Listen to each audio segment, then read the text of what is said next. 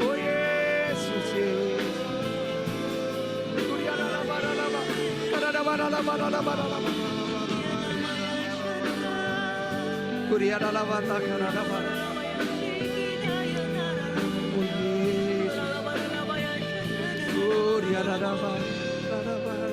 Terima kasih Tuhan, pagi hari ini Engkau yang menjamah kami semua. Engkau yang melawat kami semua ya Tuhan. Tuhan, terima kasih kasih-Mu ada di tempat ini. Terima kasih kesembuhan itu ada di tempat ini. Tuhan, saat ini jemaat-Mu yang sedang sakit secara fisik disembuhkan di dalam nama Yesus. Terima kasih Tuhan, yang takut, yang khawatir, yang gelisah diberikan damai sejahtera yang melampaui segala akal, memelihara hati dan pikiran kami di dalam Kristus Yesus. Terima kasih Tuhan, terima kasih. Tuhan, saat ini kami buka hati kami buka telinga kami. Berfirmanlah kepada setiap kami. Wahyukan hal-hal yang baru kepada setiap kami. Tuntun Tuhan, tuntun hidup kami dengan firman-Mu. Firman-Mu Tuhan, pelita bagi kaki kami, terang bagi jalan kami. Tuhan, berbicara secara pribadi lepas pribadi. Kami tahu ada tuntunan Tuhan. Kami tahu ada jawaban-jawaban Tuhan yang Tuhan sediakan pagi hari ini. Terima kasih Tuhan, terima kasih. Kami mau duduk diam di dalam hadirat-Mu, menjadi murid-murid-Mu Tuhan. Di dalam nama Yesus kami berdoa dan mengucap syukur. Sama-sama katakan amin. Berikan tepuk tangan yang meriah bagi Tuhan. Sebelum Bapak Ibu Saudara duduk, boleh nggak saudara hampiri 2-3 orang kenalan? Ya, jangan salaman aja, yang belum kenal kenalan ya. Tanyain namanya siapa, tinggal di mana gitu ya. Kerjanya apa mungkin. Nomor sepatu berapa boleh. Makanan kesukaan. Kalau sudah boleh duduk. Kalau ditanya nomor sepatu berarti mau dibeliin tuh saudara. Shalom. Apa kabar saudara? Saya berdoa kita semua dalam keadaan yang baik-baik, amin. Nah, saya menyampaikan salam dari jemaat yang kami gembalakan di Cilandak Town Square. Hari ini kami nanti siang merayakan anniversary gereja yang kedua. Puji Tuhan, gak berasa sudah 2 tahun. Dan kalau boleh saya cerita sedikit, 6 bulan pertama itu kami mulai dari kurang dari 20 orang. 6 bulan pertama. Dan bagi saya itu juga jadi pertanyaan ya, Tuhan benar gak sih ini? Gitu. Tapi setelah 6 bulan tiba-tiba ada pertumbuhan yang cukup baik. Ya, singkat cerita saat ini 90% lebih jemaat yang digembalakan sudah ada di dalam KUL. Jadi kami ini gereja komunitas. Semua yang dijangkau itu nggak pernah ada yang walk in itu datang tiba-tiba datang itu hanya sedikit sekali, kurang dari 10 orang selama 2 tahun. Tetapi yang dijangkau lewat KUL saudara, itu hampir semuanya lewat KUL. Dan ada beberapa pelayanan yang lahir dari KUL. Jadi ada satu pengerja kami, kami baptis 4 bulan yang lalu dari server sebelah. Dan hari ini dia sudah membuka pelayanan penjara. Dan tidak hanya pelayanan penjara, tetapi orang-orang yang baru keluar dari penjara dimuridkan juga. Gitu. Jadi seminggu sekali ada pemuritan juga untuk orang-orang yang baru keluar dari penjara. Puji Tuhan, gereja yang memuridkan adalah gereja yang bertumbuh dengan sehat. Amin saudara. Dan saya berdoa setiap saudara di tempat ini mau tertanam dan mau dimuridkan. Karena perintah Tuhan itu jadikan semua bangsa muridku, bukan hanya jemaatku. Amin saudara. Nah, pagi hari ini saya mau membagikan yang saya kasih judul change, berubah. Katakan berubah. Katakan gini, saya harus berubah. Nah, saya mau mulai dengan pertanyaan ini. Seberapa puas, seberapa bahagia saudara hari ini? Apakah saudara puas dengan hidup saudara hari ini? Apakah saudara happy, bahagia, atau saudara senang dengan kondisi hidup saudara hari ini? Coba saudara evaluasi, coba saudara pikir, coba saudara berusaha menjawab pertanyaan ini. Apakah saya sudah happy, saya sudah cukup, saya sudah puas dengan hidup saya hari ini?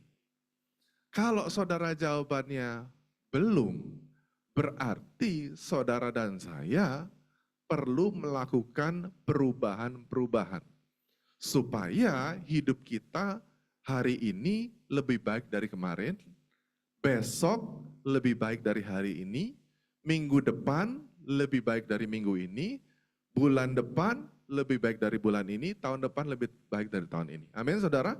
Karena janji Tuhan adalah kamu akan menjadi kepala dan bukan ekor, kamu akan terus naik dan tidak turun.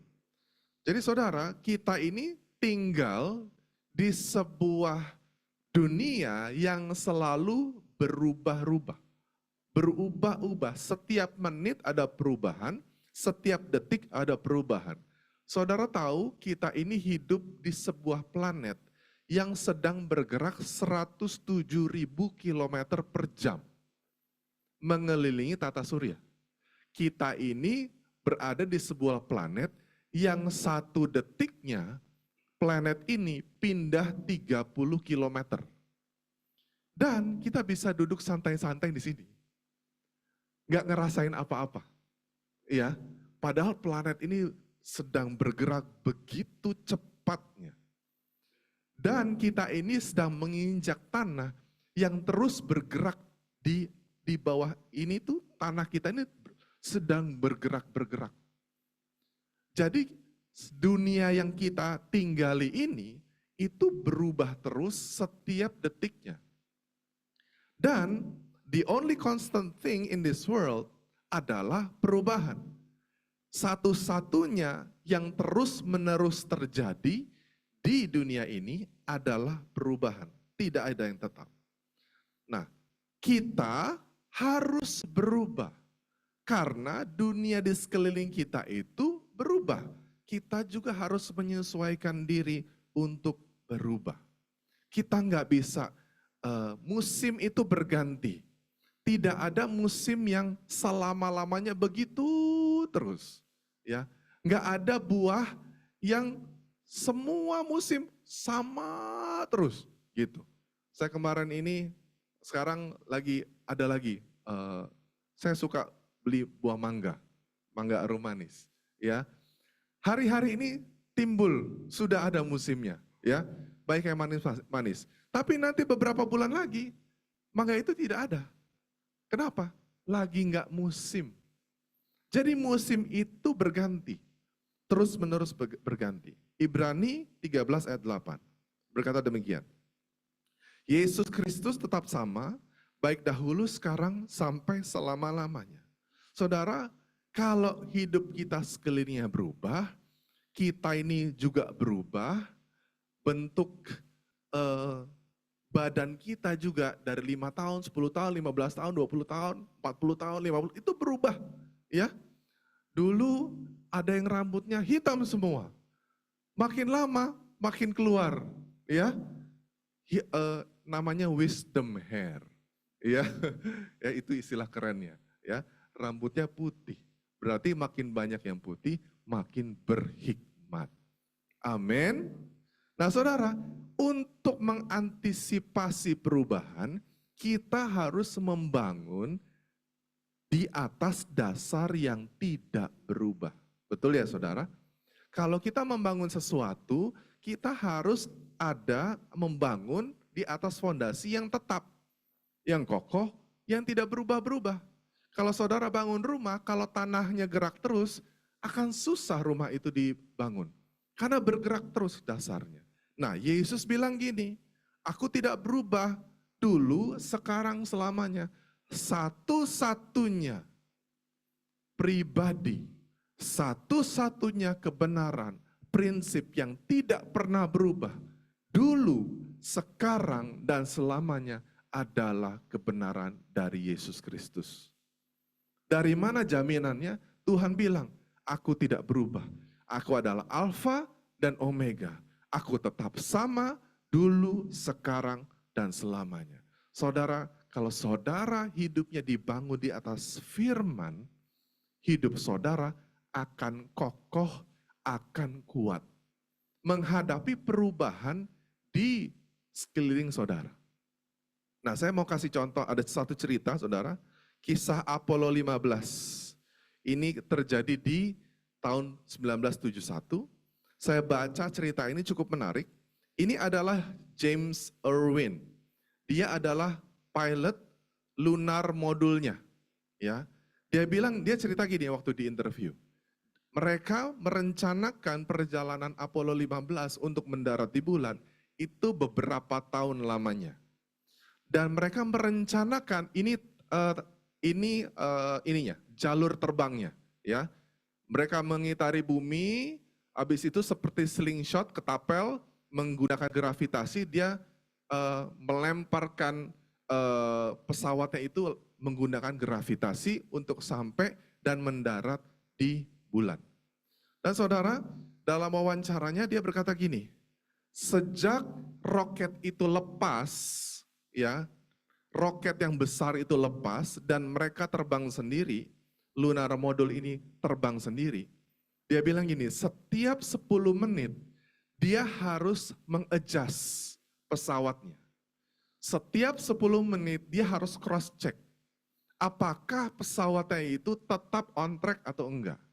Setiap 10 menit dia harus pastikan bahwa pesawatnya ada di dalam jalur yang direncanakan.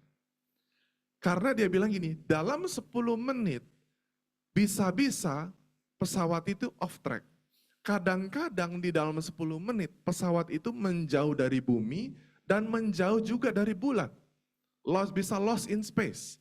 Jadi setiap 10 menit sampai dia mendarat, dia harus cek and recheck. Dan mereka merencanakan mendarat di bulan, permukaan bulan, itu dia gambar landing strip itu sebesar radius 800 km. Itu kira-kira Jakarta Surabaya itu sekitar 700 km ya. Jadi begitu besarnya supaya mereka bisa mendarat di area itu. Saudara tahu waktu mereka mendarat, dia bilang gini, mereka mendarat di ujung tinggal 1,5 meter lagi, itu keluar dari radius 800 km itu. Setiap 10 menit dicek, hampir keluar. Saudara, hidup kita on track atau off track itu tergantung saudara dan saya. Kitalah yang diberikan otoritas sama Tuhan untuk mengendalikan hidup kita. Kenapa hidup seseorang itu bisa baik? Karena di masa lalunya dia membuat keputusan-keputusan yang baik untuk hidupnya.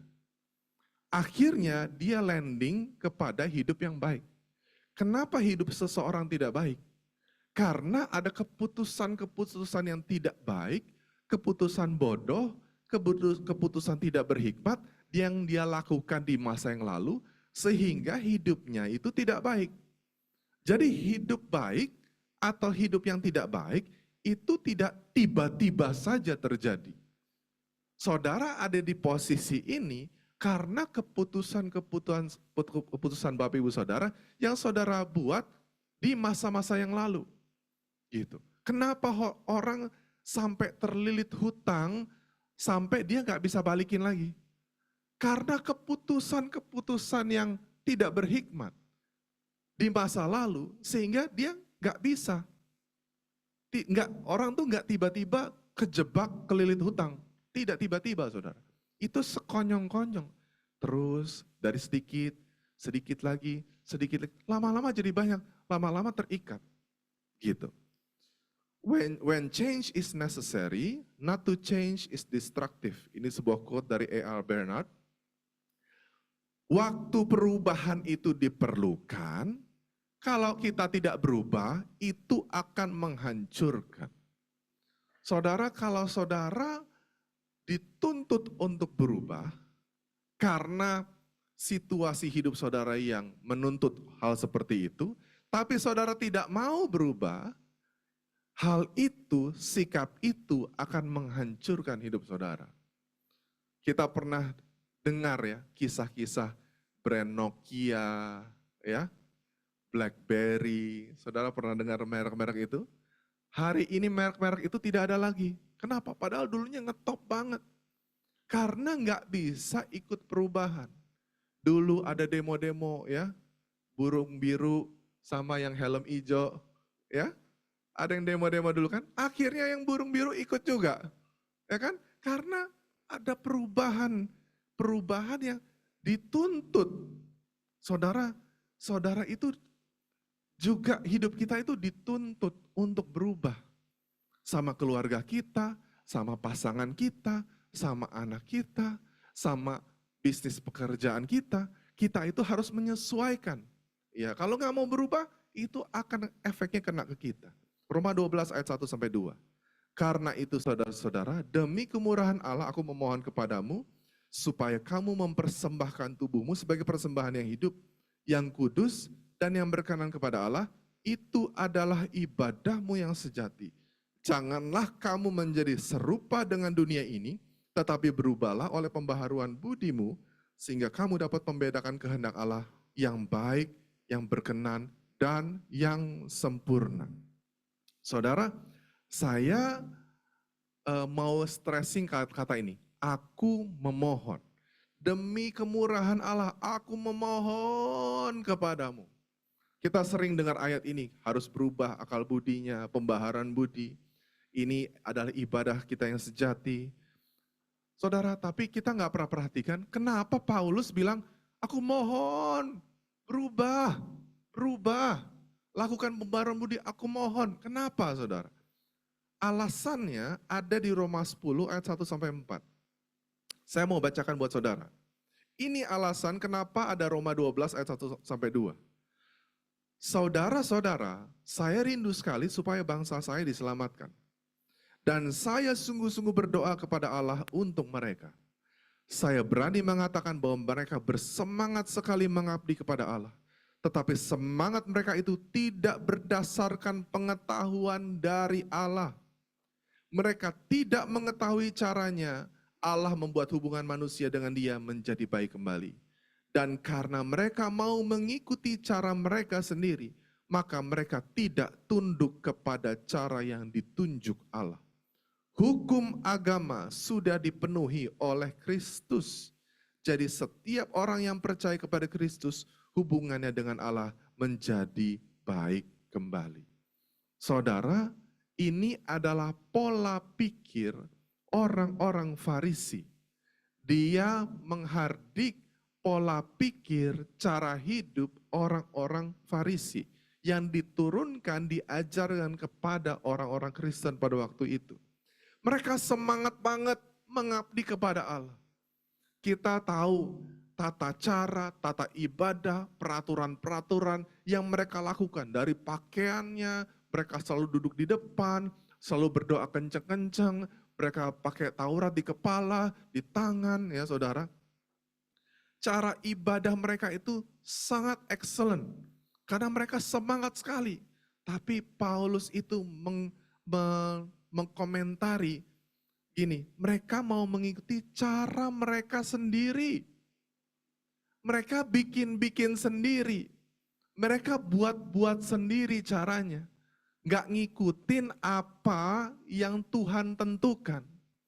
Makanya saudara, banyak orang ada di dalam sebuah pelayanan yang akhirnya diintimidasi. Kalau kamu nggak lakukan ini, Tuhan akan marah. Kalau kamu nggak lakukan ini, Tuhan murka. Kalau kamu nggak begini, jadi kita harus lakukan sesuatu supaya Tuhan itu berubah. Dari marah jadi senang. Kita harus lakukan sesuatu supaya Tuhan itu dari nggak mau berkatin, jadi mau berkatin. Ini yang Paulus katakan. Rubah cara pikirnya. Tuhan itu tidak begitu. Tuhan itu bereaksi, berespon sesuai dengan kebenaran firman. Kalau kita lakukan hal-hal sesuai dengan kebenaran firman, hal itu akan terjadi bagi kita. Saudara, orang Farisi itu berusaha melaksanakan hukum Taurat. Saudara tahu hukum Taurat itu ada berapa? Ada 10 perintah Allah dan ada 613 hukum Taurat. Ada yang bisa dilakukan dan ada yang tidak bisa. Dari 613 itu saudara, 200 bisa dilakukan, 200 harus dilakukan di Israel, dan 200 lagi harus dilakukan, harus ada bait Allahnya. Mana bisa saudara? Gak ada yang bisa. Tetapi ada satu manusia yang menggenapi hukum Taurat. Manusia yang sempurna, namanya Yesus. Dia menggenapi seluruh hukum Taurat. 613 dia genapi semuanya. Saudara dan saya, satu aja kita nggak bisa lakukan. Apa? Jangan mengingini milik orang lain. Itu aja nggak bisa. Satu pesan kue tiaw, satu pesan mie ayam, yang mie ayam mau kue tiaw temennya. Bagi dong, itu aja udah dosa. Jangan mengingini aja udah gak bisa kita. Ya kan? Gak bisa. Saudara dan saya itu tidak mampu untuk menggenapi hukum Taurat. Jadi kita perlu yang namanya Yesus. Ayat 4 berkata, hukum agama sudah dipenuhi oleh Kristus. Udah selesai. Yesus bilang, it is finished. Sudah selesai. Apanya yang selesai? Yang saudara, yang saya, yang Tuhan itu kudus. Jadi kudus itu bukan gini, ya nggak apa-apa lah, satu nggak kudus nggak apa-apa, satu dilanggar nggak apa-apa, nggak bisa saudara. Kudus ya kudus, sempurna yang sempurna. Jadi tidak bisa ada ketidaksempurnaan. Ya hukumnya 613, nggak bisa kita genapi 612. Ya harus 613 itu. 10 perintah Allah nggak bisa ditawar. Nah orang Farisi nurunin. Ya nggak apa-apa lah, nggak bisa. Ya udah begini aja. Dia bikin aturan sendiri, semau-maunya sendiri. Ada surat pengampunan dosa yang dikeluarkan oleh Farisi. Ya udah, kamu boleh, dosa kamu akan diampuni asal kamu bayar segini. Nggak bisa, saudara. Tuhan itu nggak begitu. Nah, setiap orang yang percaya kepada Kristus, hubungannya dengan Allah menjadi baik kembali. Yang percaya lewat Yesus ada pemulihan. Lewat Yesus ada hubungan yang baik kembali dengan Tuhan. Lewat Yesus. Lewat Yesus saudara dibenarkan, lewat Yesus saudara dikuduskan. Kita harus menjadi persembahan yang hidup. Living sacrifice. Kita itu harus menyerahkan diri. Tuhan, aku nggak bisa. Tuhan yang bisa. Aku tidak bisa. Kalau saudara punya sikap seperti itu, saudara menjadi orang yang bisa mempersembahkan hidup sebagai a true worship, ibadah yang sejati. Yeremia 10 ayat 23 berkata demikian, aku tahu ya Tuhan, bahwa manusia biasa tidak bisa menjalankan kehidupan mereka sendiri. Bahwa mereka tidak memiliki apa yang diperlukan untuk memimpin kehidupan. Jadi perbaikilah kami Tuhan, sesuai dengan apa yang kau pandang baik. Saya terjemahkan ini ya. Don't correct us God as you see best. Men and women don't have what it takes to take charge of life. Saudara, kita ini tidak cukup pandai untuk mengendalikan hidup kita sendiri. Bisa next slide ya. Kita, saudara dan saya tidak cukup pintar untuk mengendalikan hidup kita sendiri. Ayatnya sudah jelas. Manusia tidak bisa menjalankan kehidupan mereka sendiri. Saudara, sebaik-baiknya saudara merencanakan sesuatu, sehebat-hebatnya saudara itu merencanakan studi saudara, pekerjaan saudara. Kalau saudara tidak menyerahkannya kepada Tuhan, pasti akan gagal juga. Saudara tidak punya kepintaran yang cukup, kepandaian yang cukup untuk mengendalikan hidup saudara sampai finish. Saudara dan saya perlu Tuhan. Semua rencana yang saudara bikin pasti ada gagalnya. Kita pasti mengalami hal-hal yang tidak enak, mengalami tantangan-tantangan yang tidak perlu kalau kita melakukannya dengan kekuatan kita sendiri, dengan kepintaran kita sendiri. Nggak bisa, udah ada ayatnya, mendingan nyerah aja saudara dari awal. Tuhan, aku nggak bisa.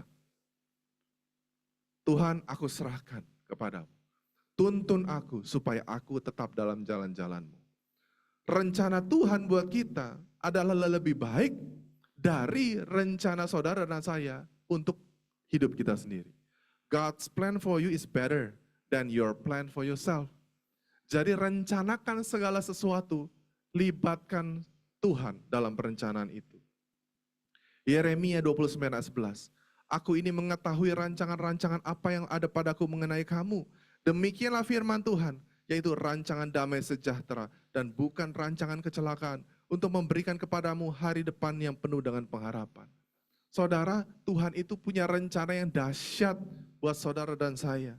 Aku ini mengetahui rancangan apa yang ada padaku mengenai kamu. Tuhan itu tahu rencananya buat saudara dan saya. Dia nggak punya rencana yang buruk.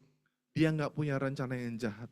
Tuhan itu tidak mendidik anak-anaknya dengan kemalangan, dengan sakit penyakit. Saudara, ada beberapa orang yang punya pikiran gini, ya memang sakit ini Tuhan berikan untuk mendidik saya. Saudara pernah mendengar statement itu? Memang saya, memang melalui sakit ini, Tuhan itu menghajar saya, mendisiplin saya, supaya saya begini begitu. Saudara-saudara yang punya anak, waktu anak saudara bikin salah, apakah saudara berikan sakit penyakit? Waktu anak saudara memberontak, anak saudara melawan saudara, saudara suntikan virus hepatitis kepada anak saudara? Atau saudara taruh dia di pinggir jalan, supaya dia kena sedikit lah, angkot, ya rusuknya patah satu. Supaya apa? Supaya waktu dia dibebat, dia terbaring di rumah sakit. Papa, iya gak apa-apa nak, gak apa-apa. Kamu sakit ini biar kamu lebih disiplin. Kamu lebih dekat kepadaku. Ya, tolong orang ini dilaporkan polisi saudara. Jadi, ini gak benar. Ini begini orang tuanya. Gak ada yang mau saudara. Kita bilang jangan main ke dapur, jangan main sama kompor, nanti tangan kamu kebakar. Kalau tangannya kebakar, kita apain? Kita kasih obat atau gitu? Rasain, udah biarin. Biarin aja tangan kamu begitu, nggak diobatin. Apakah begitu? Sambil ngomel-ngomel, kan papa udah bilang, kan mama udah bilang. Sambil ambil obat, sambil kita olesin obatnya, betul nggak? Itu orang tua yang normal. Bapa di sorga juga begitu saudara. Kalau kita melakukan kesalahan atau kita menderita karena kesalahan-kesalahan tertentu, Tuhan itu selalu datang dengan kasih karunia-Nya. Dia selalu menghibur, memberikan jalan keluar, memberikan mujizat. Yang nggak baik nggak pernah datang dari Tuhan. Yang nggak baik datang dari iblis. Tapi gini, akibat ketidaktaatan kita, Adam dan Hawa dikasih tahu, semua boleh, yang ini nggak boleh. Karena kalau kamu makan ini, kamu pasti mati. Apakah Tuhan menggoda dia, untuk menguji mereka untuk makan buah? Yang godain itu setan, bukan Tuhan. Dan bahkan waktu Adam dan Hawa jatuh di dalam dosa, Tuhan itu mencari mereka dan bercakap-cakap dengan mereka. Jadi orang berdosa pun masih bisa ngobrol sama Tuhan. Banyak orang berdosa malah pergi lari. Saya lagi jauh dari Tuhan. Tuhan nggak mau terima saya. Tuhan itu cari Adam dan Hawa. Waktu mereka berdosa, dia masih ngomong. Dan dia mau menyelamatkan. Perbaharui pikiran saudara. Jangan kita serupa dengan dunia ini. Berubah oleh pembaharuan budi. Berubah itu berasal dari kata metamorfo. Metamorfo itu change into another form. Transform, transfigure. Jadi berubah akal budinya itu, yang lama itu nggak kelihatan lagi. Benar-benar baru. Nggak ada jejaknya lagi yang lama. Saudara itu dirubah oleh firman, sehingga saudara itu, orang tuh kenal, kok lu bisa begini ya? Kayaknya dulu lu nggak pernah begini. Berubahnya itu sampai seperti itu, saudara. Change in focus will change your life. Saudara, apa yang saudara fokuskan, itu akan merubah hidupmu.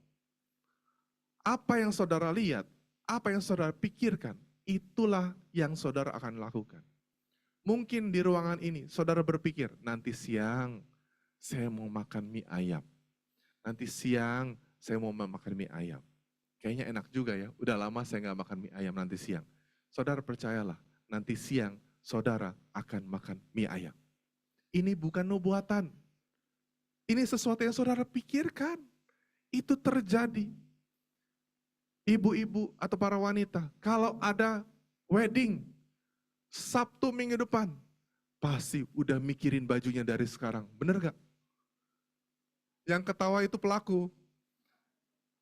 Bajunya warna biru atau merah. Nanti sepatunya saya pakai warna ini.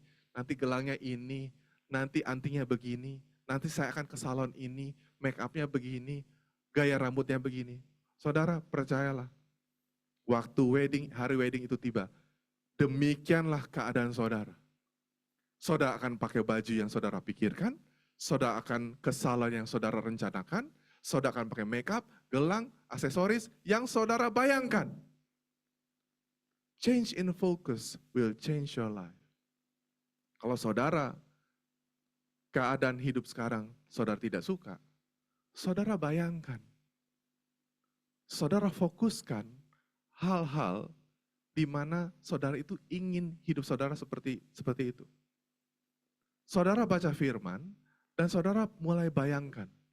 Hidup saya pulih, hidup saya sehat, keluarga saya pulih, hutang saya lunas, saya akan dapat pekerjaan yang baik, yang seperti ini, seperti saudara taruh.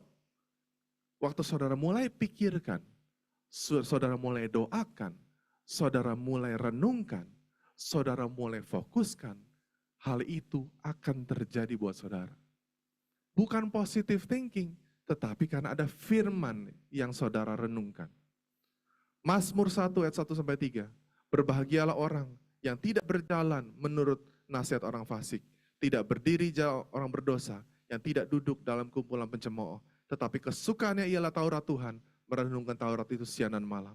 Ia seperti pohon yang ditanam di tepi aliran air, menghasilkan buahnya pada musimnya, yang tidak layu daunnya, apa saja yang diperbuatnya berhasil. Berapa banyak saudara yang ingin apa saja yang diperbuat berhasil? Jangan lupa ayat di atasnya. Tidak berjalan menurut nasihat orang fasik. Nasihat seperti apa yang saudara dengarkan? Tidak berdiri di jalan orang berdosa. Ways of the wicked. Apakah cara saudara menjalani hidup seperti orang benar atau orang berdosa? Yang tidak duduk dalam kumpulan pencemooh.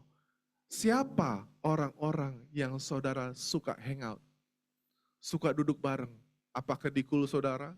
Apakah saudara hangout sama orang-orang yang tidak mengenal Tuhan? Kumpulan pencemooh yang isinya mengejek orang lain, ngomongin orang lain. Oh Pak, saya nggak pernah gosip orang lain. Kami hanya mereview hidup orang. Sama aja, ya. Ngomongin orang, jelek-jelekin ini, jelek-jelekin itu. Ya. Tapi kesukaannya ialah Taurat Tuhan. Merenungkan Taurat itu siang dan malam. Merenungkan itu kata aslinya bukan hanya mendengar. Mendengar dan melakukannya. Saudara, Roma 12 ayat 2b, sehingga kamu dapat membedakan manakah kehendak Allah, apa yang baik, yang berkenan, dan yang sempurna. Saya mau tutup dengan ini. Berapa banyak saudara ingin hal-hal yang sempurna? Saya juga mau hal yang sempurna. Tetapi, the perfect will of God itu tidak langsung terjadi. Untuk mendapatkan yang sempurna, saudara harus mulai dengan hal-hal yang baik. Baik, berkenan, baru ada sempurna. Saudara mau yang sempurna, mulailah dengan yang baik. Apa sih hal yang baik? Hal yang baik, setiap minggu konsisten datang beribadah. Itu hal yang baik. Mulailah dengan itu. Yang kedua, tapi minggu sampai ketemu minggu itu jauh banget. Bagaimana saudara menambah hal yang baik dalam hidup saudara? Ikut kul di tengah minggu. Mungkin Rabu, atau Kamis, atau Jumat, atau Selasa, saya nggak tahu. Tapi di tengah, saudara ikut kul. Komunitas yang lebih kecil, saudara bisa dilayani, saudara bisa didoakan, saudara bisa mendapatkan pertolongan. Ya, kalau di sini, di ibadah minggu hanya satu arah. Di kul, saudara bisa dua arah. Saudara bisa menyampaikan apa yang menjadi tantangan. Saudara bisa didoakan, bisa disupport. Saudara bisa diajarin cara menghadapi hidup. Apakah cukup dari minggu, Rabu, minggu lagi? Masih ada bolongnya. Ingat, setiap 10 menit harus di-maintain course-nya. Setiap 10 menit harus dijaga supaya hidup itu nggak ngaco arahnya. Saudara, setiap hari, setiap pagi, saudara berdoa, saudara baca firman. Di situ saudara berdoa, Tuhan tolong, tuntun aku hari ini. Tuntun aku, berikan aku hikmat. Baca firman, saudara berdoa. Waktu setiap hari saudara baca firman, saudara berdoa. Setiap minggu saudara ke gereja. Setiap tengah minggu saudara ikut kul. Ada komunitas. Saudara, dari yang baik bergeser ke berkenan. Lama-lama saudara akan menemukan yang sempurna. Yang sempurna apa? Saudara melakukan apa yang saudara senang. Yang saudara senang lakukan itu adalah merupakan panggilan saudara. Dan apa yang saudara lakukan itu justru memberkati orang lain. Saudara melakukan sesuatu, tapi hasilnya bisa become a blessing. Saudara diberkati untuk memberkati. Saudara disembuhkan untuk menyembuhkan. Saudara dipulihkan untuk saudara memulihkan. Saudara dimuridkan untuk saudara memuridkan. Saudara diajar supaya saudara bisa mengajar. Saudara memberikan diri untuk dipimpin supaya nanti saudara bisa menjadi pemimpin yang baik. Semua ada purpose-nya. Semua itu dari dalam keluar. Perubahan terjadi di dalam untuk memberkati keluar. Perubahan terjadi di pikiran, perubahan terjadi di hati, hidup berubah, berbuah, dan buahnya itu bisa dinikmati orang lain. Dari buahnya kita mengenal mereka. Tuhan itu pengusaha, saudara. Dia mengumpamakan dirinya sebagai pengusaha kebun anggur. Dia adalah investor, kasih 1 talenta, 2 talenta, 5 talenta.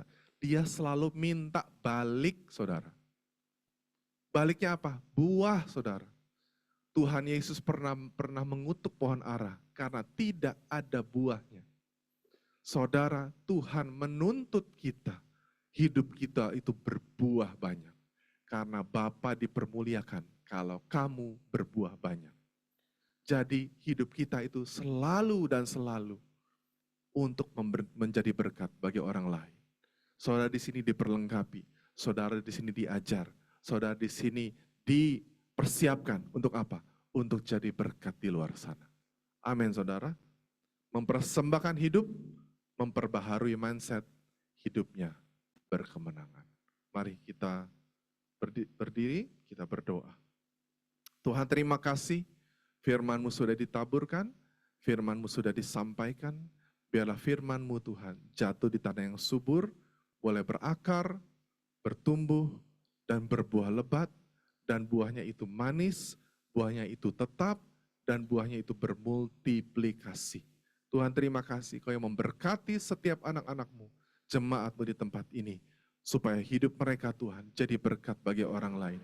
Hidup mereka berkemenangan ya Tuhan. Kami mau merubah cara kami berpikir, cara kami menjalani hidup, supaya Tuhan mendapatkan hidup kami berkenan di hadapan. Terima kasih Tuhan, berkat-Mu atas kami semua. Dalam nama Yesus, kami telah berdoa dan mengucap syukur. Sama-sama katakan, Amin. amin.